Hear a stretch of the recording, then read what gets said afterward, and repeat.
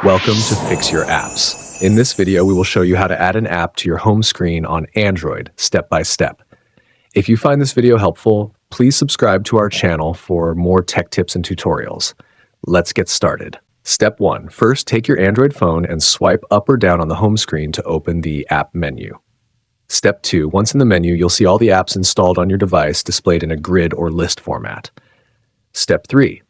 Now, scroll through the menu to find the app you want to add to your home screen.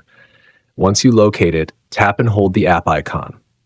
Without releasing, drag it towards the bottom of the screen to exit the app menu and move it to the home screen. Step 4. If you want to adjust the position of the app on your home screen, simply tap and hold the app icon again. Drag it to your desired spot, then release it to place it there. Step 5. If you decide to remove the app from the home screen, tap and hold the app icon. Then select the Remove option from the menu that appears. Don't worry, this only removes the shortcut and doesn't uninstall the app. And that's it. You've successfully added an app to your home screen on Android. Thanks for watching, and see you in the next video.